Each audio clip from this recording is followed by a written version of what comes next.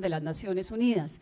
Y por eso es un gusto estar aquí, Pablo, porque además Pablo lleva un montón de años con un montón de cosas por decir que no ha podido decirlas, porque obviamente tenía esa prudencia de los diplomáticos de la ONU. Entonces, Pablo, bienvenido, qué gusto. Estamos ansiosos por escucharte. Lorena Ballardini es argentina, conoce profundamente lo que ocurrió en la dictadura militar, en la Junta Militar Argentina, ese proceso de reconciliación que se vivió en un país que pasó por un momento de tantísima violencia y tanta represión hasta construir una sociedad democrática como la de hoy. Y Hugo Rojas es chileno, tiene este conocimiento tan fascinante de lo que ocurrió bajo la dictadura de Pinochet en Chile. Es un país que lleva 28 años, no como nosotros 2 y 3, 28, ¿no? Tratando de reconciliarse, porque además el legado no es la palabra, pero lo que dejó Pinochet, la sociedad chilena no se ha podido poner de acuerdo frente a si eso fue un legado, o hay que criticarlo, o aplaudirlo, o odiarlo, o amarlo, y llevan 28 años en esas.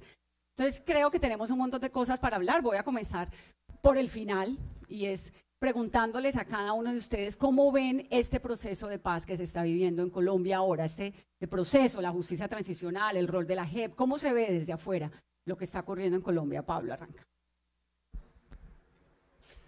Bueno, en primer lugar, como acaba de decir Vanessa, es un gusto inmenso para mí estar acá. Y estar acá como colombiano, pero como colombiano que por primera vez, ya sin cargo oficial, puedo hablar no en representación de las Naciones Unidas, sino a título personal. Me encanta también compartir panel con Hugo y con Lorena. Y bueno, ahora al punto. Yo creo que hay ángulos temporales que son importantes en los procesos de transición. Una de las lecciones que más claramente emergen de 30 años de experiencia de justicia transicional es que estos son procesos largos, que nada se resuelve instantáneamente, que nada se resuelve de una vez por todas. Y creo que es importante que el país entienda que eso es así. Entonces, una perspectiva temporal amplia diría que, bueno, el país se ha embarcado en un proceso que es absolutamente fundamental, del cual ya ha obtenido beneficios. La desmovilización y el desarme de un grupo guerrillero, el más antiguo de América Latina, es un logro histórico y que el país ha debido celebrar mucho más de lo que efectivamente lo ha hecho. Que haya logrado un acuerdo de paz que se ajusta a nuevos estándares internacionales es un logro inmenso, pero una perspectiva temporal más estrecha también sugiere que el proceso no está completamente consolidado, que en el país se sigue haciendo política partidista, no política amplia en el sentido del bien público, sino que se intenta sacar ventajas políticas del proceso de paz y que ese es un peligro inmenso porque nada amenaza más a un proceso de justicia transicional que la percepción de que es sesgado, de que se dirige a beneficiar a algunos y a castigar a otros. Entonces, por un lado, siento que estamos embarcados en un proceso que da razones para ser optimistas. Por otro lado, el momento coyuntural es uno, en mi concepto, de gran riesgo y que es un riesgo que deberíamos discutir con más apertura. Ya vamos a entrar en detalles. Lorena, tu apreciación. Bueno, ¿qué tal? Buenos días, muchas gracias por la invitación. Es difícil... ¿Ahora? ¿Ahora sí? No. Coge ¿No? el de Pablo. Creo que es un poco... Este mejor, ¿no? Sí. Bueno, empezar por esa pregunta nos mueve un poco a todos los que venimos de otros lugares, sobre todo por la responsabilidad de de estar aquí, de compartir las experiencias, las dificultades, las tensiones, los conflictos que se vivieron en nuestros países, no para copiar recetas, sino para hacer aportes. En mi caso, mi interés es hacer aportes muy concretos de dificultades prácticas, técnicas que se vivieron en la transición en Argentina, que puedan echar luz o contribuir a resolver algunos de los acertijos que aparecen cuando uno emprende un proceso de estas características. Yo lo miraría por un lado de que tienen un mundo de oportunidades y es un momento donde hay que tomar decisiones en clave técnico y en clave de fortalecimiento institucional.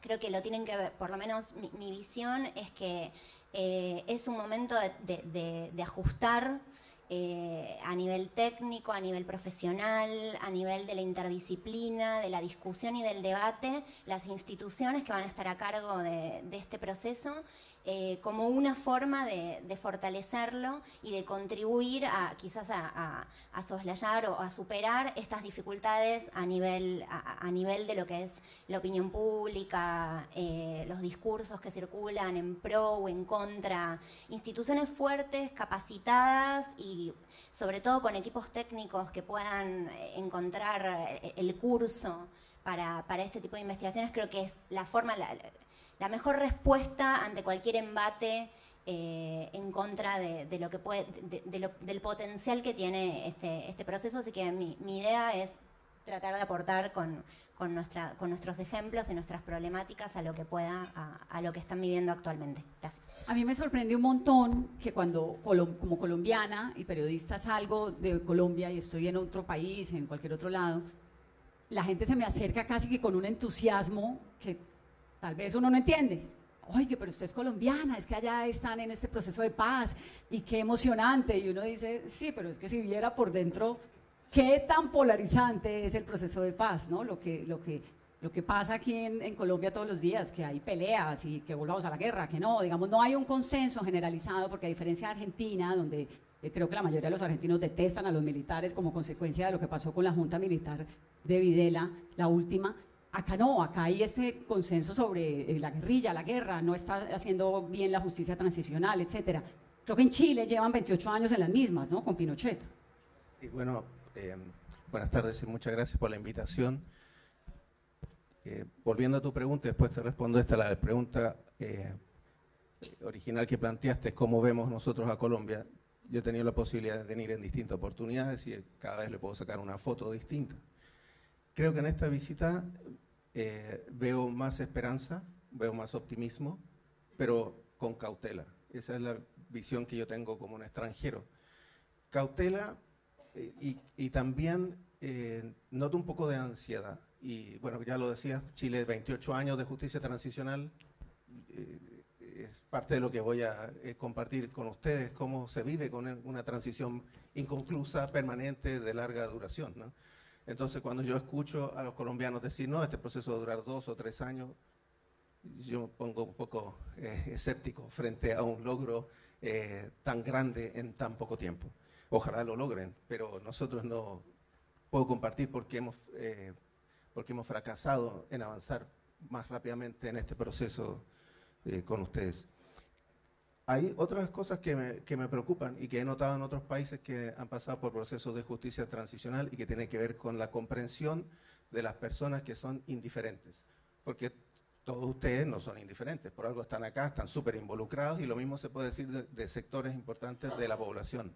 Pero hay que prestar mucha atención a los sectores que son indiferentes, a los que no quieren conversar sobre estos temas. Hay que estudiarlos, hay que tratar de entender cuáles son las causas que explican que esa indiferencia exista. Y tras 28 años de transición le puedo decir, esa indiferencia va creciendo. Es una mayoría silenciosa. Entonces hay que hacer una autocrítica de quienes estamos comprometidos con los derechos humanos, que no hemos sido capaces de persuadirlos para que se involucren en una reflexión y en un proceso comunitario colectivo que a todos nos involucra. Entonces, no esto es para apuntar con el dedo al que es indiferente, sino que es para criticarnos a nosotros mismos, que no hemos sido capaces de transmitir el nivel de compromiso que se requiere en todos los sectores de la población. También tenemos que comprender mejor a los sectores escépticos. Y eso lo digo acá también en Colombia, donde he tenido la posibilidad de conversar con personas que sostienen que todo este proceso es un engaño y que no confían. Entonces eso tiene, yo lo estudiaría con más detalle. Noto la polarización a la que tú haces referencia. Es complejo avanzar en un proceso de justicia transicional cuando la sociedad está polarizada.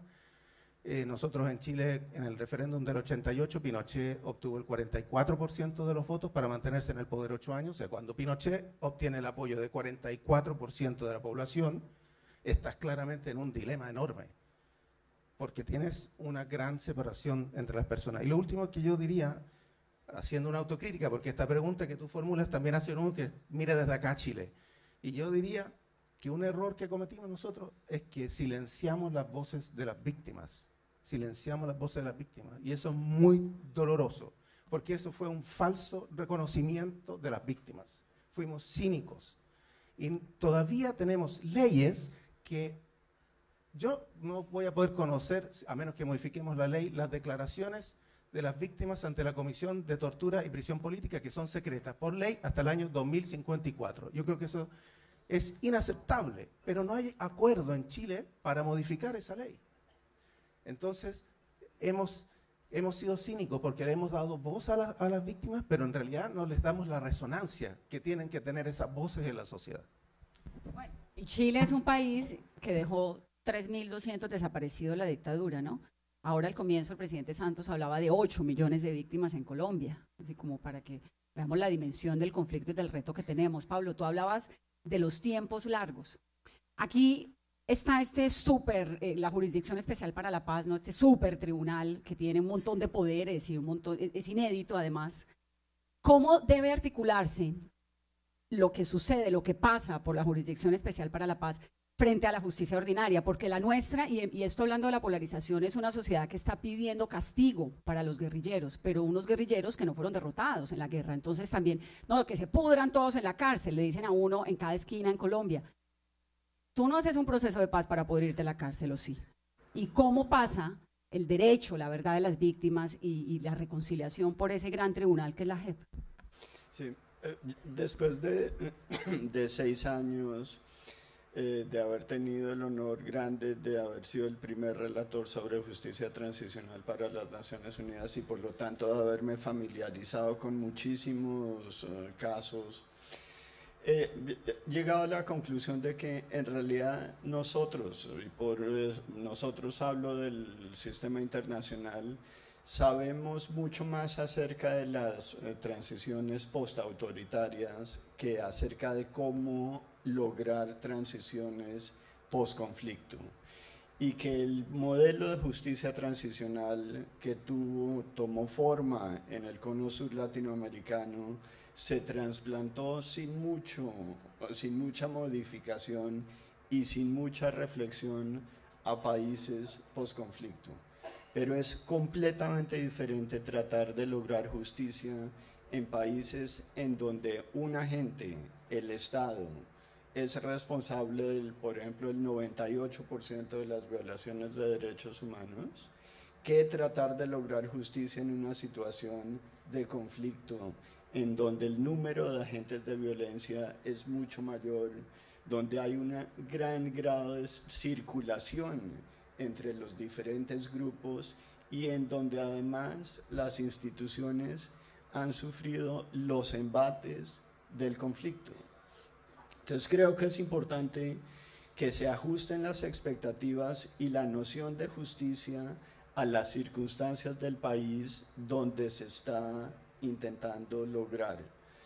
Colombia yo creo que tuvo el mérito de innovar, de tomar esto como una oportunidad para diseñar un programa que, aparte de cumplir con estándares internacionales que, por ejemplo, cambiaron radicalmente desde que Sudáfrica pasó por su propia transición, es un modelo que insiste en cosas que yo creo que son fundamentales, como la integralidad, es decir, que los diferentes elementos del programa, la justicia, la verdad, la reparación y las garantías de no repetición, no fueron concebidos como un menú del cual se escogen algunos elementos y se rechazan otros, sino que se supone que es un programa, una política de Estado que ha sido parcialmente constitucionalizada, que hace referencia a los 4 elementos de esa política. Ahora, el engranaje institucional para lograr esos 4 fines, la satisfacción del derecho a la verdad, a la justicia, a la reparación y a las garantías de no repetición, es naturalmente complicado, especialmente si se tiene en cuenta que hay una diferencia entre el contexto posconflicto y el contexto postautoritario. La justicia ordinaria funciona bajo la presunción de un alto grado de cumplimiento generalizado, pero eso es precisamente lo que hace falta en un momento de conflicto. Un momento de conflicto representa precisamente el fracaso del cumplimiento generalizado de la ley y por lo tanto cómo articular una institución como la JEP que se crea para tratar problemas que se refieren a la ausencia generalizada de cumplimiento de la ley con el sistema de justicia ordinario que actúa bajo la presunción exactamente contraria para tratar casos excepcionales de violación de la ley, es un reto que yo creo que el país no ha acabado de entender y que no es esto no lo digo en tono crítico, es un problema genuinamente difícil que naturalmente no se resuelve en asunto de meses. La JEP lleva en existencia solo unos meses y por lo tanto esperar que ya no haya ningún conflicto entre las instituciones del sistema judicial y los entes de control es una ilusión. Yo creo que esta es una tarea que se logra exitosamente solo a lo largo del tiempo y con todos los agentes teniendo en mente el compromiso inicial al cual se llegó, el cual se constitucionalizó y del cual depende la credibilidad del Estado colombiano hoy con respecto al tema de la paz, en el futuro con respecto a otras negociaciones, por ejemplo con el ELN, pero en general la institucionalidad depende de la capacidad de compromiso del Estado y de cumplir con los compromisos que adquirió. ¿Cuáles son las herramientas que debe tener la JEP para terminar fortaleciendo la justicia ordinaria? Porque finalmente, digamos, necesita, ¿no?, la justicia penal ordinaria fortalecerse a través de la JEP. ¿Cuál es la herramienta? ¿Qué tiene que hacer en la JEP? ¿Qué está faltando allí para que haya un diálogo más fluido? Porque lo estamos viendo, digamos, con lo de la extradición de Santrich, ese choque de trenes entre la Fiscalía y la JEP, la Procuraduría por ahí en la mitad, el gobierno medio que no sé, ¿no? Entonces, ¿cuál es como qué es lo que necesita la JEP? ¿Cómo se fortalece la JEP para que pueda terminar siendo un alimentador y un fortalecedor también de la justicia ordinaria? Sí, me disculpas brevemente, Vanessa. Reformulo tu pregunta y Hugo además tiene muchísimo que decir acerca de esto, lo sé por su trabajo y estoy seguro que Lorena también. La reformulación es no solo que necesita la JEP, que necesitan todos los agentes que están involucrados en este debate para contribuir efectivamente a la tarea que el Estado colombiano asumió. No es solo asunto de cómo subsanar deficiencias en la JEP, sino cómo lograr una mejor coordinación institucional entre los diferentes agentes que están tratando este problema.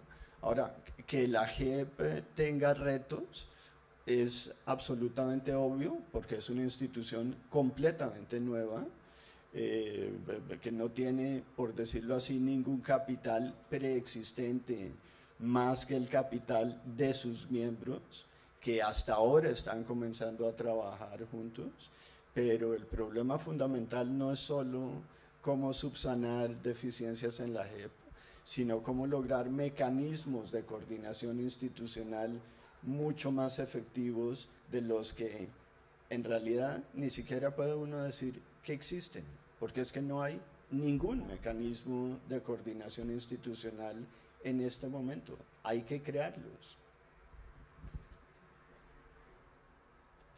¿Te apagó? Respecto de la justicia ordinaria y la justicia transicional. En el siglo XIX, cuando se establece el sistema de procedimiento en Chile, se estaba pensando en casos individuales, en problemas entre particulares o entre un ciudadano y el Estado. Que, por ejemplo, que alguien corría el cerco de la finca, que había algún robo, que había un problema de derecho de agua, etc.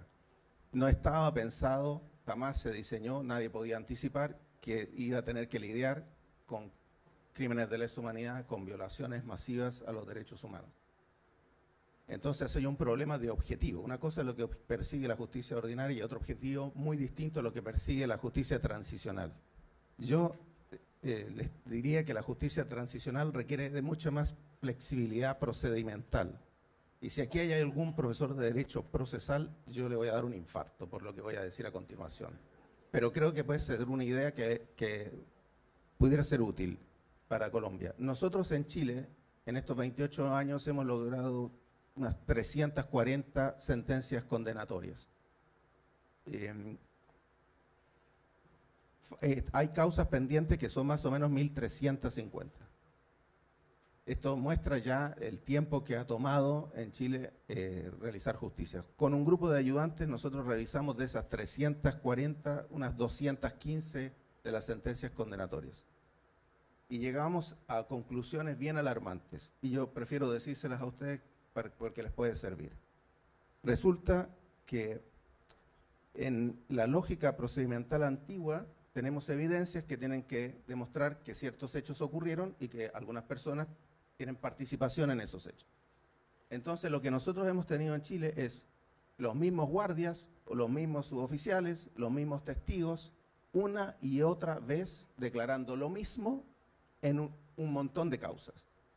Entonces está ese guardia que dice que entre tal periodo y tal periodo trabajó en ese centro clandestino, entonces se destina un tiempo muy largo para demostrar cada vez que hubo un centro de detención clandestino y que ese centro de detención clandestino pertenecía a la Dirección de Inteligencia Nacional, cuestión que hay que demostrar porque la defensa señala que esto es un hecho controvertido, ¿no? Entonces hay que demostrar que existió nuevamente ese centro, que a cargo de ese centro estaba este sujeto y este otro sujeto.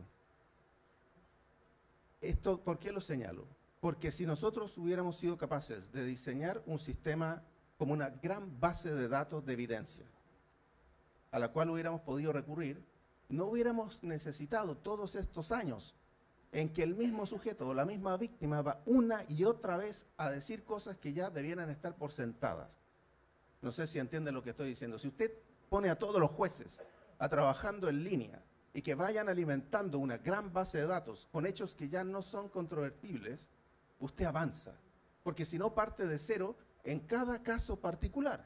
Entonces yo tengo un montón de casos en que hemos tenido que demostrar que existía un centro de detención y tortura en Santiago que se llama Villa Grimaldi, que hoy es el Parque por la Paz, y usted ve que los jueces, utilizando la lógica antigua del sistema ordinario, una y otra vez requieren más y más evidencias para demostrar un hecho que ya hasta el día de hoy nadie discute, como que Manuel Contreras era el que dirigía la DINA. Esto tiene otra implicancia muy importante, que los jueces saben con antelación, y esto lo digo porque me lo han dicho, a quién van a condenar. Entonces, estamos siendo todos cínicos nuevamente, porque los otros que estamos en la sociedad civil decimos, no, que la justicia haga lo suyo, y que los jueces trabajen. Ellos resuelven este problema y no les damos recursos para que lo hagan, primer problema. Segundo, el juez también es cínico, que no me escuchen si esto está siendo grabado en Chile, porque el juez sabe a quién va a condenar, va a ir a la cúpula y utiliza los mismos testigos, los mismos guardias, una y otra vez para lo mismo. El desafío es ampliar el cerco de los condenados. Nosotros tenemos en Chile unos 350 condenados, de los cuales 155 han estado privados de libertad, y hemos utilizado las declaraciones de testigos y de suboficiales para poder condenar una vez más a la cúpula. Entonces, la experiencia chilena, después de 28 años, yo lo diría, ojo, seamos más flexibles, no tratemos de aplicar las lógicas que nos enseñaron a todos en la escuela de derecho procesal estricto. Aquí tenemos que dar por acreditados ciertos hechos y ciertas participaciones que conocimos en otros juicios para poder utilizarlos en estos otros juicios, en nuestros otros propios casos, para poder ampliar el cerco y acelerar el ritmo de los juicios. Y lo que nos está pasando en Chile es que se están muriendo víctimas, victimarios y testigos. Y algunos se han tornado más olvidadizos. Entonces, tenemos un gran dilema. Esto dura un periodo de tiempo y creo que hay que darle todas las herramientas a la justicia que ustedes han creado para que pueda utilizar Pero los 28 años me parece demasiado. No, como no es el ejemplo a seguir. En Argentina pasaron, sí, Lorena, por ley de desobediencia civil, perdón y olvido, otra vez los Kirchner tumbaron estas leyes, volvieron. ¿Qué terminó pasando con la reconciliación nacional en Argentina? Hola. Sí, yo que de paso contesto tu pregunta sumando a esto que salió recién, que me parece que es lo clave cuando yo decía al principio que lo que nosotros queremos aportar acá es una discusión más bien de, bueno, de institucionalidad, de herramientas técnicas, bueno, una cuestión de lo que decía sobre la base de datos. En algún momento cuando leía las preguntas que me habían enviado sobre las dificultades que se vivieron en cada contexto y demás, yo pensaba, bueno, una primera dificultad de estas estructuras en abstracto, teóricas, ¿no? La justicia y el proceso, ¿no? Dicho de esta manera, no se ven los actores, no se ven esos actores su formación, su capacidad técnica, las herramientas, los recursos. Yo pensaba, la CONADEP, una comisión de verdad, la primera de América Latina, con mucho potencial, con mucha inquietud y sin ninguna herramienta para investigar, sin personal capacitado más allá de lo que podían aportar en ese momento los distintos ministerios, sin ningún software, bueno, en ese momento en los 80, pero incluso durante la reapertura, no había un software que procese lo que en su momento se armaron carpetas de legajos. En este devenir del proceso argentino, donde luego de la declaración de inconstitucionalidad de estas leyes se reabren los juicios y aparece este nuevo proceso que se lo ha llamado de proceso de justicia post-transicional o justicia tardía, un desafío es qué hacemos con todo este material que se recabó de los testimonios de las víctimas. Y Argentina tiene un archivo donde está el material en papel y tiene un registro unificado de víctimas donde se ha sistematizado ese material en papel, pero por ejemplo esos archivos no son públicos. Y una cuestión que tiene que ver con los equipos técnicos, que me parece importante también para aportar acá, en este debate sobre justicia de transición y justicia ordinaria, es que en general los poderes judiciales de nuestros países no tienen la formación de capacidades técnicas para la investigación de este tipo de delitos, que requiere equipos interdisciplinarios de historiadores, de archivistas, de sociólogos, de economistas, porque las causas del conflicto tienen muchas veces raíces económicas, además de históricas y políticas, no tienen acceso o recursos para diseñar una base de datos como la que mencionaba Hugo. Yo asesoro al Ministerio Público Fiscal de Argentina en el monitoreo del avance de los juicios. Es una oficina que trabajó durante 8 años sin una base de datos para poder saber cuántas personas estaban condenadas, cuántas habían sido procesadas. Es el día de hoy que en Argentina no podemos saber, por ejemplo, cuántas víctimas, cuántos casos de víctimas han tenido sentencia en los juicios que ya llevan 12 años. Entonces, hay una cuestión que me parece que es bajar un poco de la idea de estas estructuras formales y empezar a pensar cómo operativamente estas estructuras van a llevar a cabo las distintas fases y etapas de la investigación. Que no es solo la formulación a nivel de si lo denominamos justicia de transición o si es el derecho penal ordinario vigente en el país que va a realizar el proceso, sino cómo se produce una investigación en derechos humanos, cómo se genera información que nutre una investigación en derechos humanos. Me parece que es lo clave para empezar a pensar cómo trabajan estos equipos. ¿Y cómo se genera, ahora que hablas de derechos humanos, cómo se generó ese respeto por los derechos humanos en Argentina? Es decir, ¿cuál es la razón por la cual en Argentina, pues obviamente cuando se acabó la dictadura empezaron a levantar estas ollas podridas y se encuentran con los vuelos de la muerte, con la escuela mecánica, todo esto que fue muy horrible, pero en Chile también fue igual de horrible? ¿Por qué el hecho del respeto a los derechos humanos se volvió tan importante en Argentina? Bueno, yo creo que ahí hay dos cuestiones que también es importante como para transmitir la otra parte de estos procesos, lo que no tiene que ver con investigar concretamente los delitos, sino con empezar a pensar en esta otra cuestión de la no repetición. En Argentina, la CONADEP formuló muchísimas recomendaciones en los 80, entre las que estaba la judicialización de ciertos casos.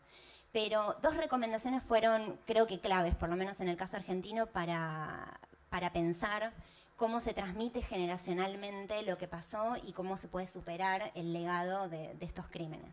Uno tiene que ver con la educación en derechos humanos, que suena también como algo muy genérico, pero que concretamente se permeó en lo que tiene que ver con la currícula escolar, nivel primario y secundario en la Argentina, y también la educación en derechos humanos en lo que tiene que ver con la formación de las Fuerzas Armadas y de seguridad, que por supuesto ha tenido idas y vueltas, pero que ha sido una demanda, ha sido una recomendación de la CONADEP, una demanda de la sociedad civil y que se ha permeado en políticas educativas concretas.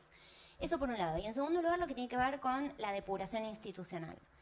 En la Argentina, desde los 80, que existe un proceso de lo que se llama, quizás en el lenguaje de la justicia transicional, los procesos de veto, pero que tiene que ver con el control de ascensos y el control civil de las Fuerzas Armadas, por ejemplo. Pensemos que en el caso argentino, las Fuerzas Armadas fueron las principales responsables de los crímenes. Y entonces, en este proceso es un proceso participativo donde la sociedad civil y la ciudadanía pueden presentar antecedentes en el caso de que un funcionario que va a ascender o que va a asumir un cargo público de relevancia tenga algún pasado vinculado a las violaciones de los derechos humanos o a la defensa de las violaciones a los derechos humanos en democracia. Entonces fueron dos procesos de articulación, tanto a nivel de educación como a nivel de depuración, que junto con otros factores, por supuesto, contextuales, históricos, hicieron que en Argentina se forje una ciudadanía muy respetuosa de los derechos humanos. Y lo otro que también no es menor, es la enseñanza del derecho internacional de los derechos humanos en las escuelas de derecho desde los 90 en adelante, con la incorporación de los tratados a la Constitución argentina.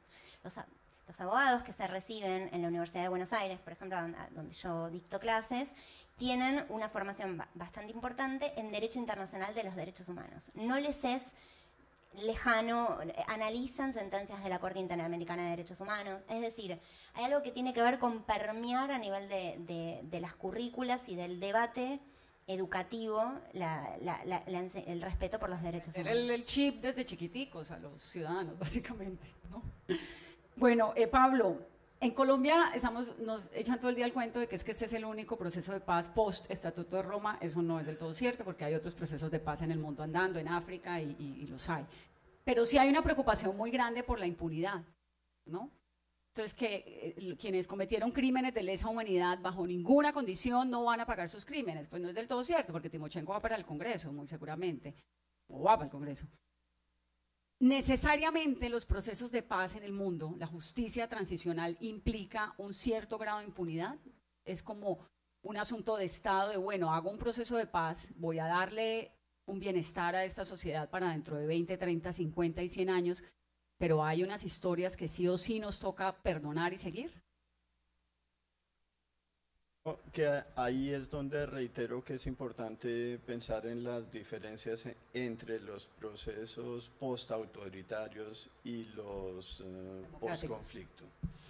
Que en los procesos post-conflicto el tipo de justicia que se obtiene y sobre todo el ámbito de la aplicación de la justicia penal es probablemente más estrecho que en procesos de transición postautoritaria, especialmente si esos procesos fueron precedidos por un colapso del régimen, porque ahí básicamente no hay oposición. Entonces es fácil aplicar conceptos convencionales de justicia penal.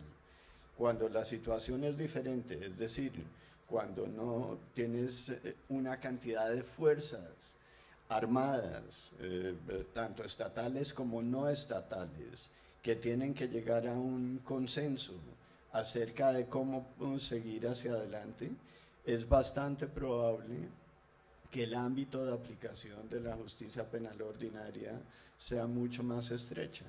pero eso no necesariamente es equivalente a la impunidad, que hay otros mecanismos para tratar de asegurar lo que hace falta un buen término, para lo cual hace falta un buen término en español, que es el accountability, la responsabilidad, la asignación de responsabilidad, así no sea responsabilidad, culpabilidad legal probada, pero de todas maneras la asignación de responsabilidad es posible a través de diferentes mecanismos. Y yo creo que para un país como Colombia, que durante muchísimo tiempo pensó, sobre todo en la clase dirigente, pensó en el conflicto como si fuera esencialmente una amenaza a la infraestructura económica del país, en vez de pensarlo como un conflicto que generaba una cantidad de víctimas. Es muy importante cambiar de vista acerca de lo que significó el conflicto y de lo que significa superarlo. Superar el conflicto en Colombia no quiere decir simplemente desarmar a las insurgencias, pero que todo el resto siga igual. Esa no es una fórmula de éxito para la resolución del conflicto colombiano y de ningún otro. Resolver un conflicto implica la lucha contra la impunidad, entendida en sentido mucho más amplio, pero también una cantidad de cambios estructurales que explican por qué el país vive en conflicto durante tanto tiempo. ¿Eso está pasando en Colombia? Yo creo ¿En tu que opinión? la mayor parte del discurso sobre el proceso de justicia transicional en Colombia se ha centrado en temas bastante relacionados con la justicia penal, con la judicialización de casos.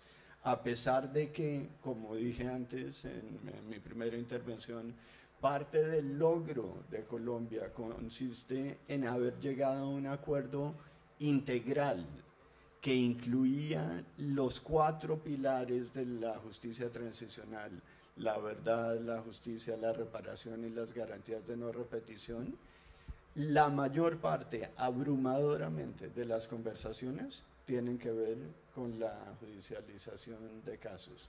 Y en mi concepto, uno de los grandes retos que el país enfrenta es cómo no perder la concepción original de un acuerdo que incluía, es cierto, la lucha contra la impunidad, pero que incluía también muchos otros elementos.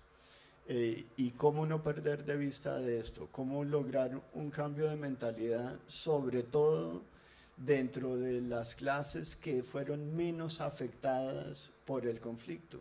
Para mí no resulta de ser absolutamente relevante que en las áreas más afectadas por el conflicto, la población votó en favor del acuerdo.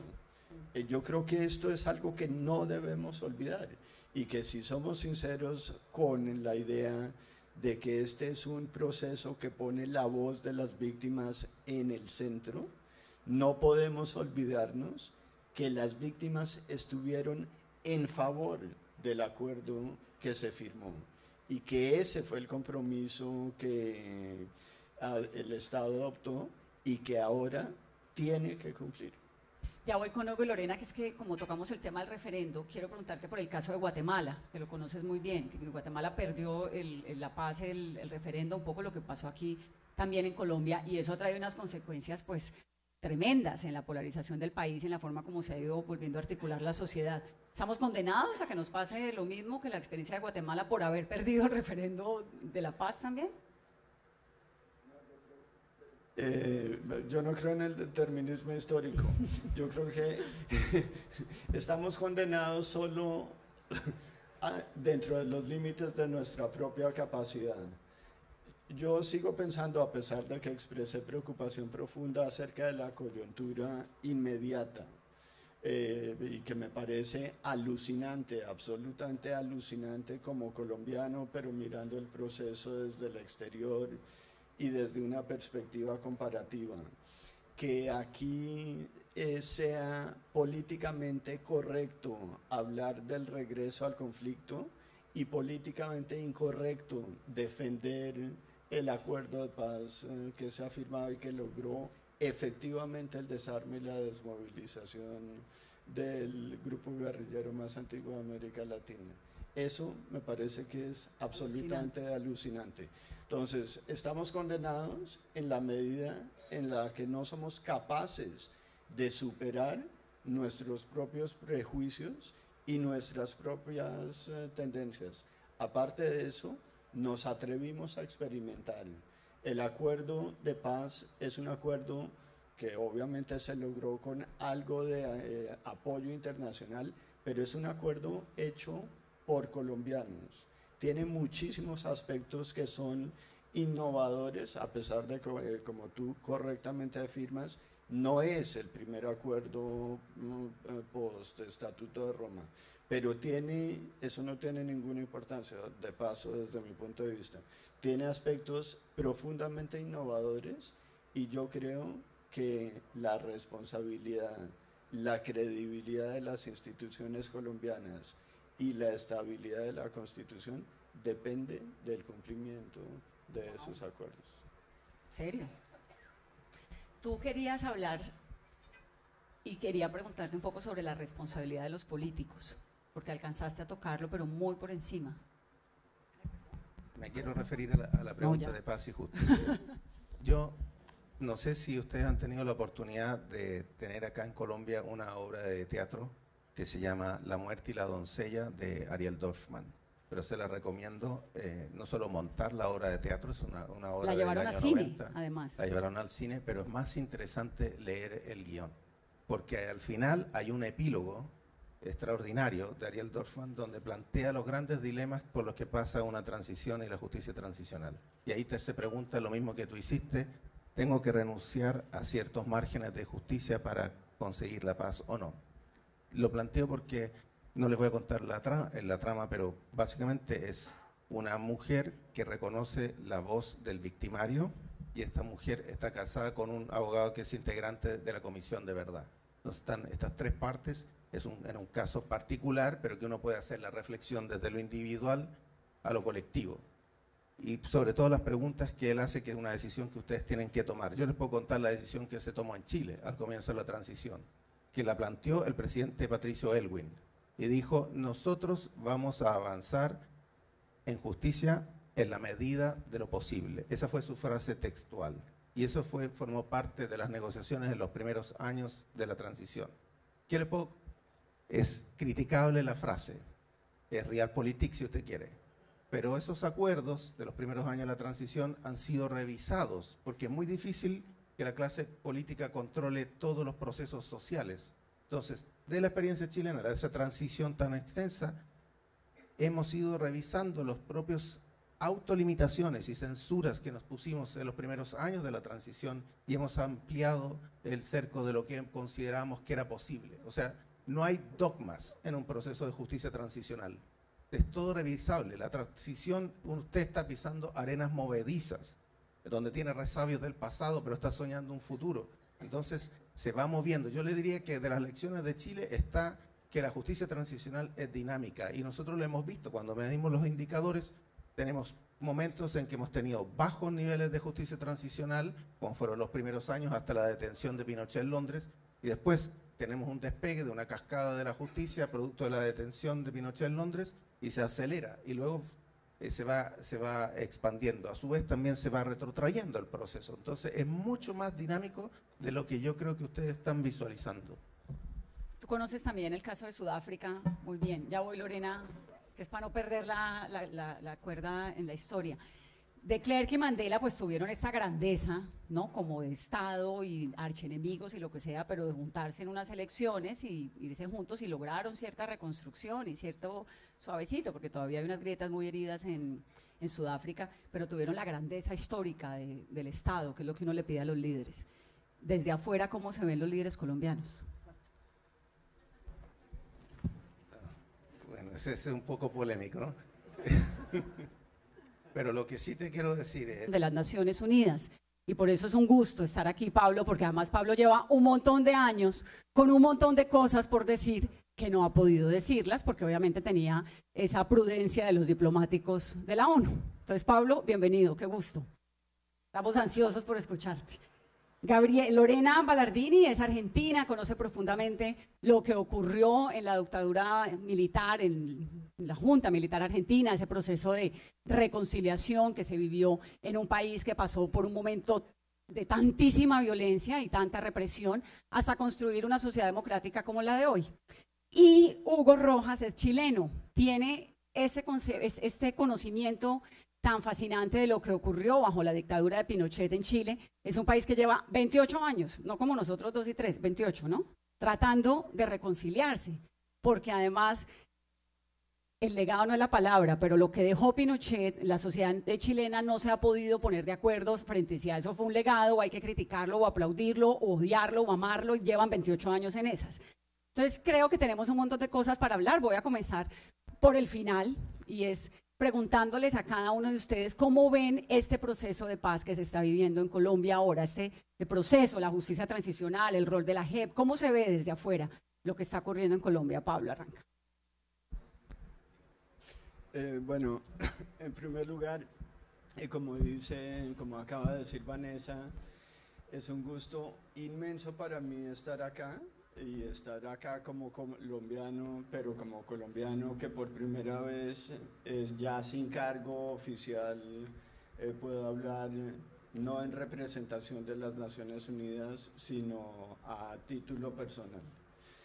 Me encanta también compartir panel con Hugo y con Lorena. Y bueno, ahora al punto. Yo creo que hay ángulos temporales que son importantes en los procesos de transición. Una de las lecciones que más claramente emergen de 30 años de experiencia de justicia transicional es que estos son procesos largos, que nada se resuelve instantáneamente, que nada se resuelve de una vez por todas. Y creo que es importante que el país entienda que eso es así. Entonces, una perspectiva temporal amplia diría que, bueno, el país se ha embarcado en un proceso que es absolutamente fundamental, del cual ya ha obtenido beneficios. La desmovilización y el desarme de un grupo guerrillero, el más antiguo de América Latina, es un logro histórico y que el país ha debido celebrar mucho más de lo que efectivamente lo ha hecho. Que haya logrado un acuerdo de paz que se ajusta a nuevos estándares internacionales es un logro inmenso, pero una perspectiva temporal más estrecha también sugiere que el proceso no está completamente consolidado, que en el país se sigue haciendo política partidista, no política amplia en el sentido del bien público, sino que se intenta sacar ventajas políticas del proceso de paz y que ese es un peligro inmenso porque nada amenaza más a un proceso de justicia transicional que la percepción de que es sesgado, de que se dirige a beneficiar a algunos y a castigar a otros. Entonces, por un lado siento que estamos embarcados en un proceso que da razones para ser optimistas. Por otro lado, el momento coyuntural es uno, en mi concepto, de gran riesgo y que es un riesgo que deberíamos discutir con más apertura. Ya vamos a entrar en detalles. Lorena, tu apreciación. Bueno, ¿qué tal? Buenos días, muchas gracias por la invitación. Es difícil... ¿Ahora? ¿Ahora sí? No. Coge ¿no? el de Pablo. Creo que es un poco... Este mejor, ¿no? Sí. Bueno, empezar por esa pregunta nos mueve un poco a todos los que venimos de otros lugares, sobre todo por la responsabilidad de estar aquí, de compartir las experiencias, las dificultades, las tensiones, los conflictos que se vivieron en nuestros países, no para copiar recetas, sino para hacer aportes. En mi caso, mi interés es hacer aportes muy concretos de dificultades prácticas, técnicas que se vivieron en la transición en Argentina que puedan echar luz o contribuir a resolver algunos de los acertijos que aparecen cuando uno emprende un proceso de estas características. Yo lo miraría por un lado de que tienen un mundo de oportunidades y es un momento donde hay que tomar decisiones en clave técnico y en clave de fortalecimiento institucional. Creo que lo tienen que ver, por lo menos mi visión es que es un momento de ajustar a nivel técnico, a nivel profesional, a nivel de la interdisciplina, de la discusión y del debate, las instituciones que van a estar a cargo de este proceso, como una forma de fortalecerlo y de contribuir a quizás a soslayar o a superar estas dificultades a nivel de lo que es la opinión pública, los discursos que circulan en pro o en contra, instituciones fuertes, capacitadas y sobre todo con equipos técnicos que puedan encontrar el curso para este tipo de investigaciones. Creo que es la forma, la mejor respuesta ante cualquier embate en contra de lo que puede, del potencial que tiene este proceso. Así que mi idea es tratar de aportar con nuestros ejemplos y nuestras problemáticas a lo que pueda, a lo que están viviendo actualmente. Gracias. A mí me sorprende un montón que cuando como colombiana y periodista salgo de Colombia y estoy en otro país, en cualquier otro lado, la gente se me acerca casi que con un entusiasmo que tal vez uno no entiende. Oye, pero usted es colombiana, es que allá están en este proceso de paz y qué emocionante. Y uno dice, sí, pero es que si viera por dentro qué tan polarizante es el proceso de paz, ¿no? Lo que pasa aquí en Colombia todos los días, que hay peleas y que volvamos a la guerra, que no, digamos, no hay un consenso generalizado, porque a diferencia de Argentina, donde creo que la mayoría de los argentinos detestan a los militares como consecuencia de lo que pasó con la junta militar de Videla, la última. Acá no, acá hay este consenso sobre la guerrilla, la guerra, no está haciendo bien la justicia transicional, etcétera. Creo que en Chile llevan 28 años en las mismas, ¿no? Con Pinochet. Y bueno, buenas tardes y muchas gracias por la invitación. Volviendo a tu pregunta, después te respondo esta, la pregunta original que planteaste, ¿cómo vemos nosotros a Colombia? Yo he tenido la posibilidad de venir en distintas oportunidades y cada vez le puedo sacar una foto distinta. Creo que en esta visita veo más esperanza, veo más optimismo, pero con cautela. Esa es la visión que yo tengo como un extranjero. Cautela y también noto un poco de ansiedad. Y bueno, ya lo decías, Chile, 28 años de justicia transicional, es parte de lo que voy a compartir con ustedes, cómo se vive con una transición inconclusa, permanente, de larga duración, ¿no?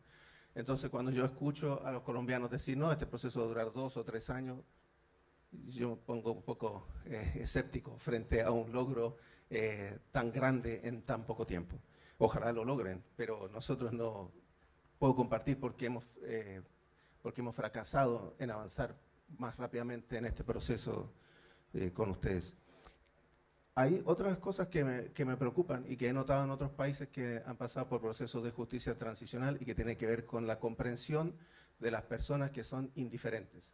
Porque todos ustedes no son indiferentes, por algo están acá, están súper involucrados y lo mismo se puede decir de sectores importantes de la población. Pero hay que prestar mucha atención a los sectores que son indiferentes, a los que no quieren conversar sobre estos temas. Hay que estudiarlos, hay que tratar de entender cuáles son las causas que explican que esa indiferencia exista. Y tras 28 años de transición le puedo decir, esa indiferencia va creciendo. Es una mayoría silenciosa. Entonces hay que hacer una autocrítica de quienes estamos comprometidos con los derechos humanos, que no hemos sido capaces de persuadirlos para que se involucren en una reflexión y en un proceso comunitario colectivo que a todos nos involucra. Entonces, no esto es para apuntar con el dedo al que es indiferente, sino que es para criticarnos a nosotros mismos que no hemos sido capaces de transmitir el nivel de compromiso que se requiere en todos los sectores de la población.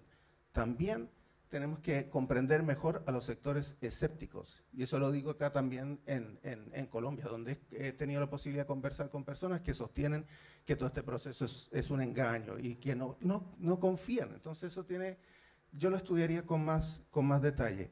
Noto la polarización a la que tú haces referencia. Es complejo avanzar en un proceso de justicia transicional cuando la sociedad está polarizada.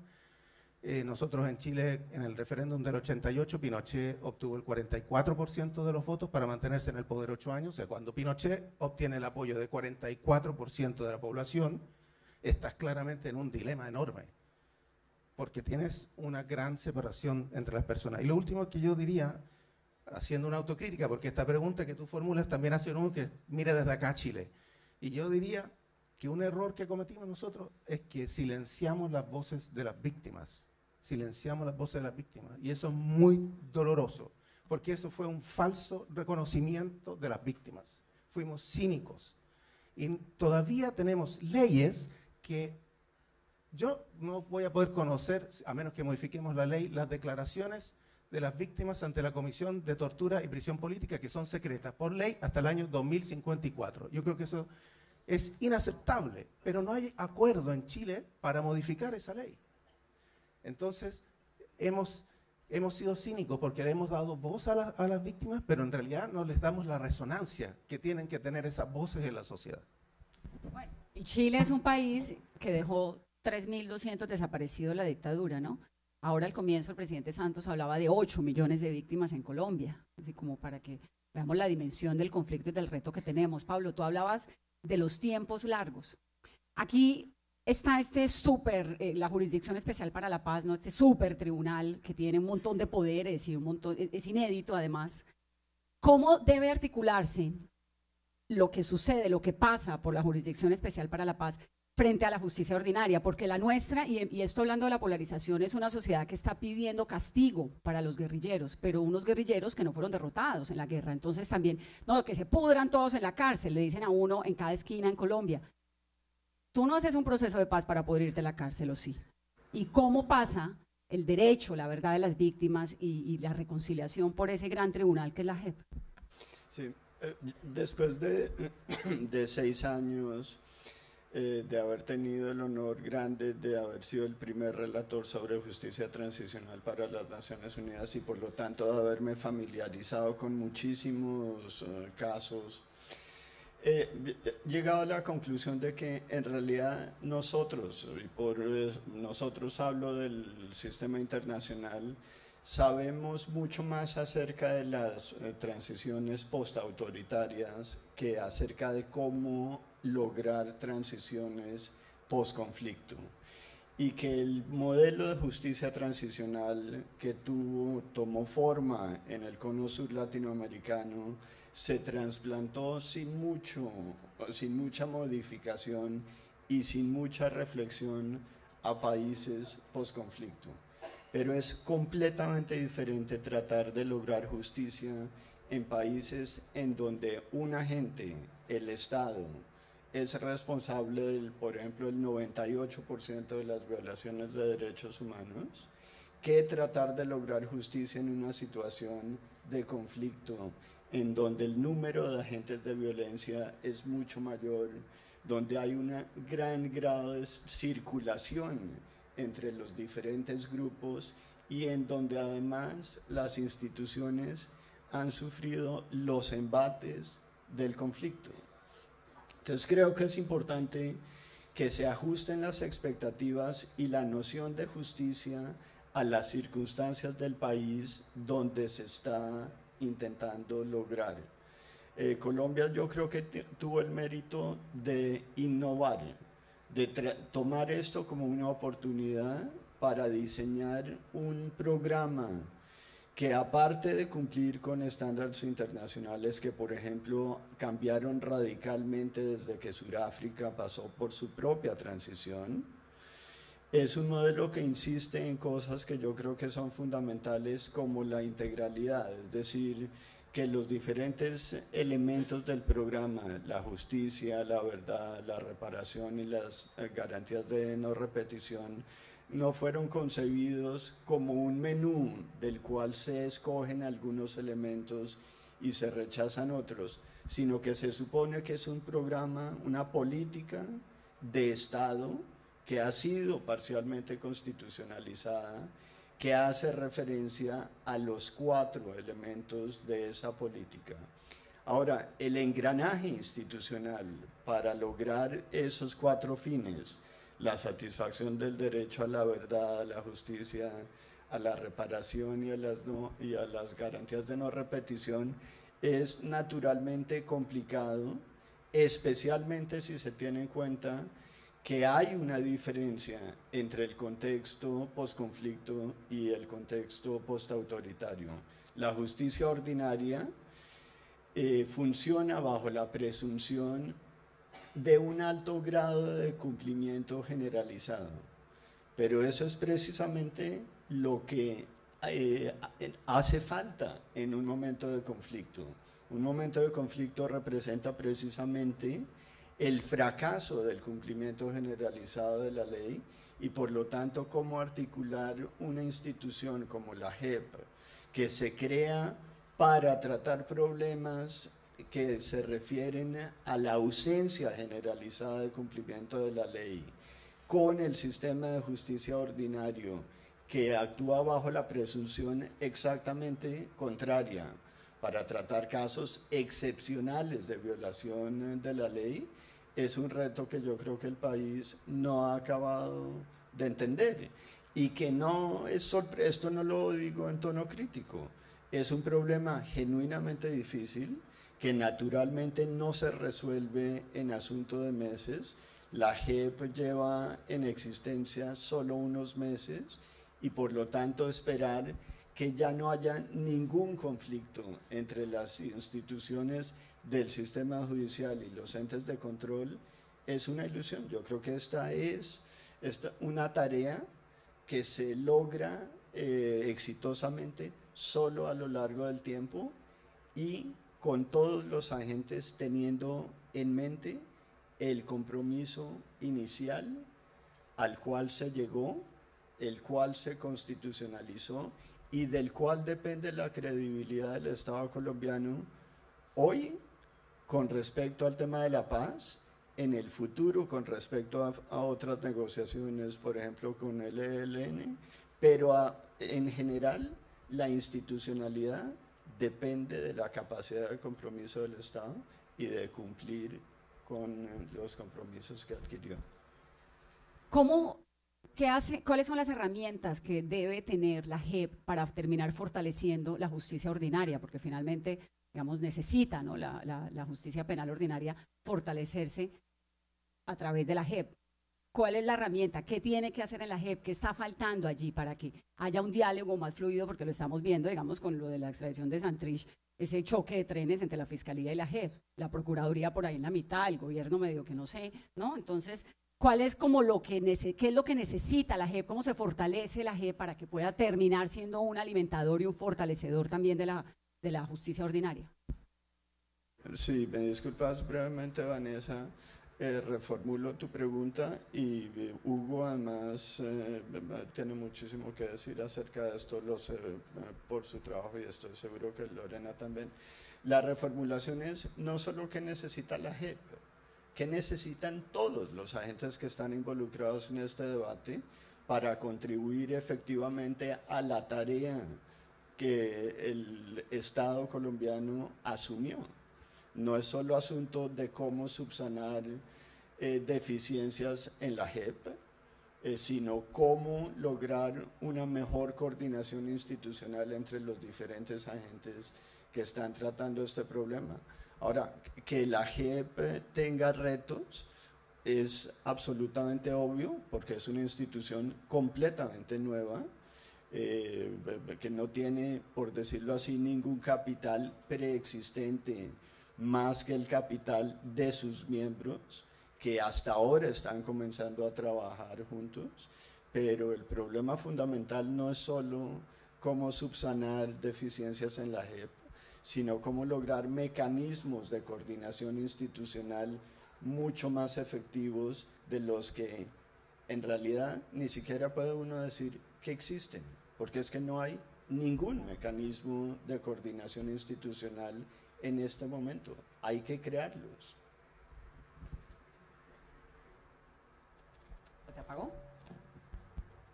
Respecto de la justicia ordinaria y la justicia transicional, en el siglo XIX, cuando se establece el sistema de procedimiento en Chile, se estaba pensando en casos individuales, en problemas entre particulares o entre un ciudadano y el Estado. Que, por ejemplo, que alguien corría el cerco de la finca, que había algún robo, que había un problema de derecho de agua, etc. No estaba pensado, jamás se diseñó, nadie podía anticipar que iba a tener que lidiar con crímenes de lesa humanidad, con violaciones masivas a los derechos humanos.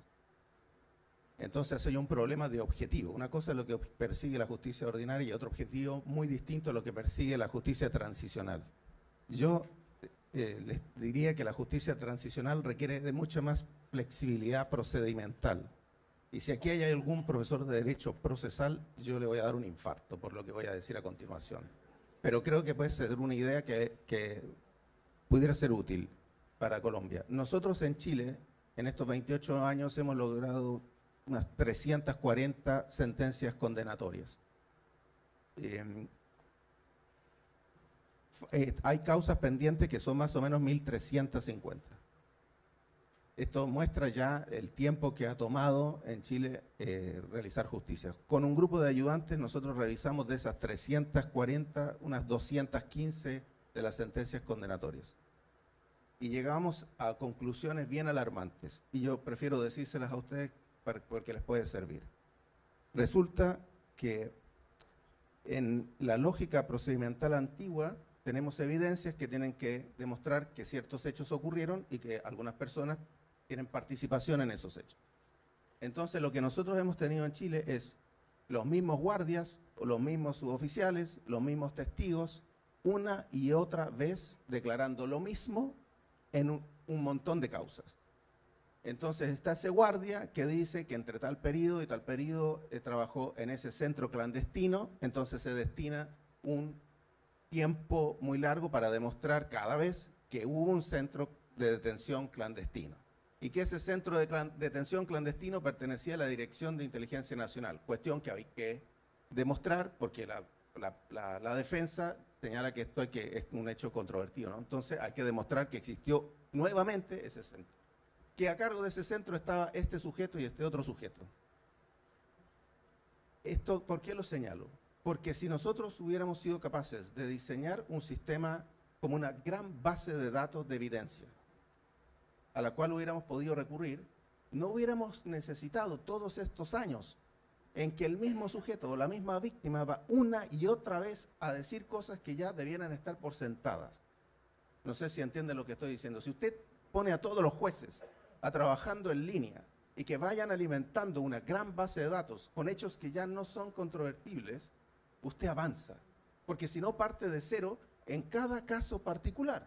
Entonces yo tengo un montón de casos en que hemos tenido que demostrar que existía un centro de detención y tortura en Santiago que se llama Villa Grimaldi, que hoy es el Parque por la Paz, y usted ve que los jueces, utilizando la lógica antigua del sistema ordinario, una y otra vez requieren más y más evidencias para demostrar un hecho que ya hasta el día de hoy nadie discute, como que Manuel Contreras era el que dirigía la DINA. Esto tiene otra implicancia muy importante, que los jueces saben con antelación, y esto lo digo porque me lo han dicho, a quién van a condenar. Entonces, estamos siendo todos cínicos nuevamente, porque los otros que estamos en la sociedad civil decimos, no, que la justicia haga lo suyo, y que los jueces trabajen. Ellos resuelven este problema, y no les damos recursos para que lo hagan, primer problema. Segundo, el juez también es cínico, que no me escuchen si esto está siendo grabado en Chile.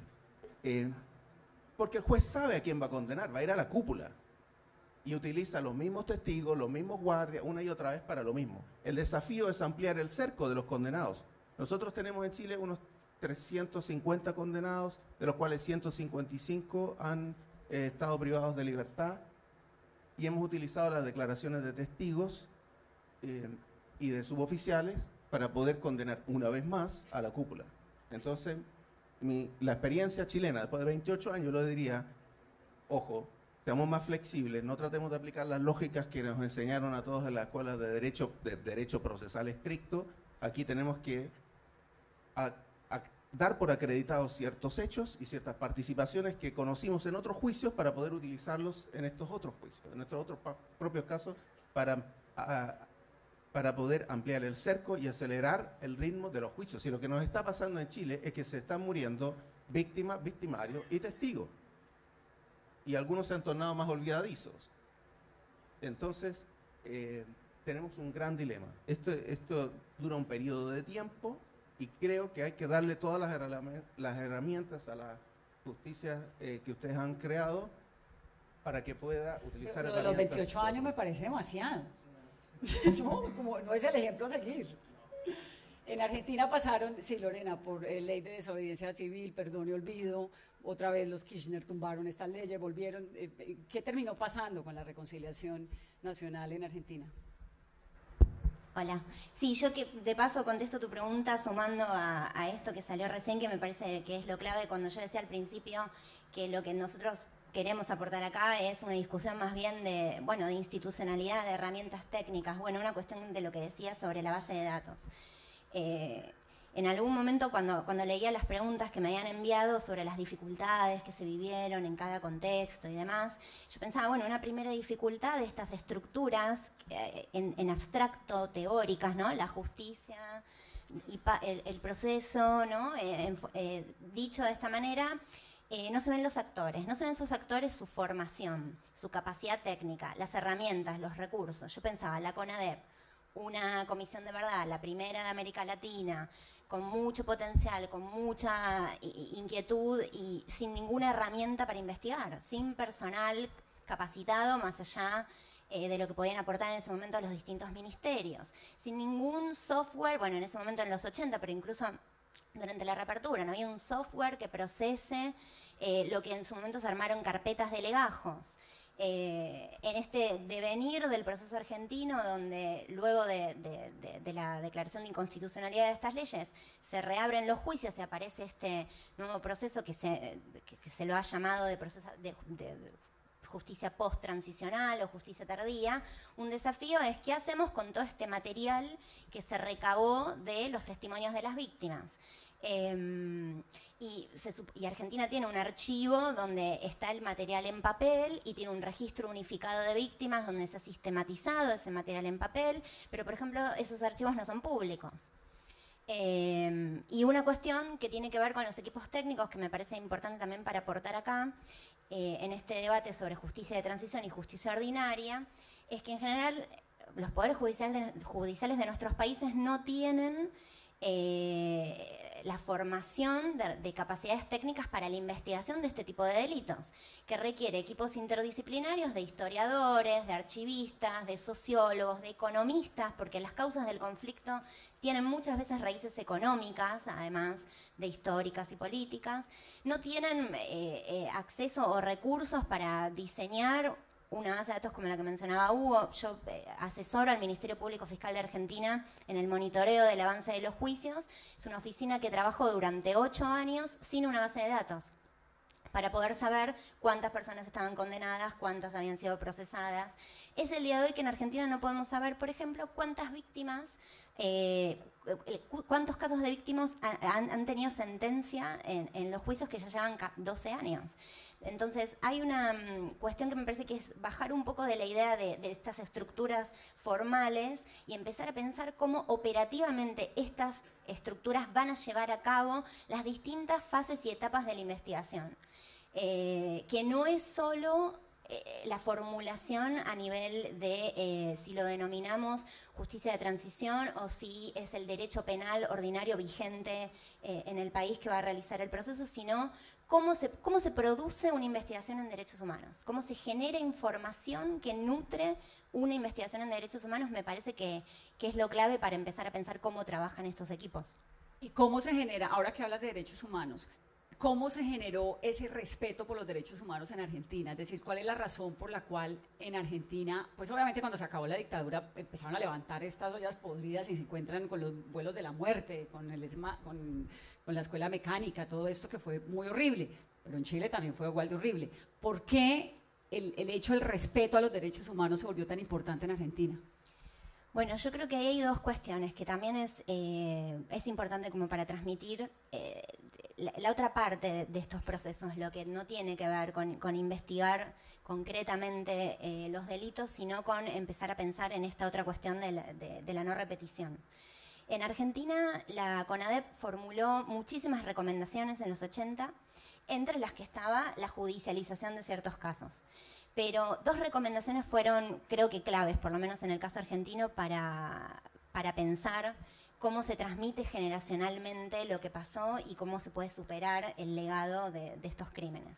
Uno tiene que ver con la educación en derechos humanos, que suena también como algo muy genérico, pero que concretamente se permeó en lo que tiene que ver con la currícula escolar, nivel primario y secundario en la Argentina, y también la educación en derechos humanos en lo que tiene que ver con la formación de las Fuerzas Armadas y de seguridad, que por supuesto ha tenido idas y vueltas, pero que ha sido una demanda, ha sido una recomendación de la CONADEP, una demanda de la sociedad civil y que se ha permeado en políticas educativas concretas. Eso por un lado. Y en segundo lugar, lo que tiene que ver con la depuración institucional. En la Argentina, desde los 80, que existe un proceso de lo que se llama, quizás en el lenguaje de la justicia transicional, los procesos de veto, pero que tiene que ver con el control de ascensos y el control civil de las Fuerzas Armadas, por ejemplo. Pensemos que en el caso argentino, las Fuerzas Armadas fueron las principales responsables de los crímenes. Y entonces, en este proceso es un proceso participativo donde la sociedad civil y la ciudadanía pueden presentar antecedentes en el caso de que un funcionario que va a ascender o que va a asumir un cargo público de relevancia tenga algún pasado vinculado a las violaciones de los derechos humanos o a la defensa de las violaciones a los derechos humanos en democracia. Entonces fueron dos procesos de articulación, tanto a nivel de educación como a nivel de depuración, que junto con otros factores, por supuesto, contextuales, históricos, hicieron que en Argentina se forje una ciudadanía muy respetuosa de los derechos humanos. Y lo otro que también no es menor, es la enseñanza del derecho internacional de los derechos humanos en las escuelas de derecho desde los 90 en adelante, con la incorporación de los tratados a la Constitución argentina. Los abogados que se reciben en la Universidad de Buenos Aires, por ejemplo, donde yo dicto clases, tienen una formación bastante importante en Derecho Internacional de los Derechos Humanos. No les es lejano, analizan sentencias de la Corte Interamericana de Derechos Humanos, es decir, hay algo que tiene que ver con permear a nivel de las currículas y del debate educativo el respeto por los derechos humanos. El chip desde chiquiticos a los ciudadanos, básicamente, ¿no? Bueno, Pablo, en Colombia nos echan todo el día el cuento de que este es el único proceso de paz post-Estatuto de Roma. Eso no es del todo cierto, porque hay otros procesos de paz en el mundo andando, en África, y los hay. Pero sí hay una preocupación muy grande por la impunidad, ¿no? Entonces, que quienes cometieron crímenes de lesa humanidad bajo ninguna condición no van a pagar sus crímenes. Pues no es del todo cierto, porque Timochenko va para el Congreso, muy seguramente, o va para el Congreso. Necesariamente los procesos de paz en el mundo, la justicia transicional implica un cierto grado de impunidad. Es como un asunto de Estado de, bueno, hago un proceso de paz, voy a darle un bienestar a esta sociedad para dentro de 20, 30, 50 y 100 años, pero hay unas historias que sí o sí nos toca perdonar y seguir. Que ahí es donde reitero que es importante pensar en las diferencias entre los procesos postautoritarios y los postconflicto. Que en los procesos postconflicto el tipo de justicia que se obtiene y sobre todo el ámbito de la aplicación de la justicia penal es probablemente más estrecho que en procesos de transición postautoritaria, especialmente si esos procesos fueron precedidos por un colapso del régimen, porque ahí básicamente no hay oposición. Entonces es fácil aplicar conceptos convencionales de justicia penal. Cuando la situación es diferente, es decir, cuando no tienes una cantidad de fuerzas armadas, tanto estatales como no estatales, que tienen que llegar a un consenso acerca de cómo seguir hacia adelante, es bastante probable que el ámbito de aplicación de la justicia penal ordinaria sea mucho más estrecha. Pero eso no necesariamente es equivalente a la impunidad, que hay otros mecanismos para tratar de asegurar lo que hace falta un buen término, para lo cual hace falta un buen término en español, que es el accountability, la responsabilidad, la asignación de responsabilidad, así no sea responsabilidad, culpabilidad legal probada, pero de todas maneras la asignación de responsabilidad es posible a través de diferentes mecanismos. Y yo creo que para un país como Colombia, que durante muchísimo tiempo pensó, sobre todo en la clase dirigente, pensó en el conflicto como si fuera esencialmente una amenaza a la infraestructura económica del país, en vez de pensarlo como un conflicto que generaba una cantidad de víctimas. Es muy importante cambiar de vista acerca de lo que significó el conflicto y de lo que significa superarlo. Superar el conflicto en Colombia no quiere decir simplemente desarmar a las insurgencias, pero que todo el resto siga igual. Esa no es una fórmula de éxito para la resolución del conflicto colombiano y de ningún otro. Resolver un conflicto implica la lucha contra la impunidad, entendida en sentido mucho más amplio, pero también una cantidad de cambios estructurales que explican por qué el país vive en conflicto durante tanto tiempo. ¿Eso está pasando en Colombia? Yo creo ¿En tu que opinión?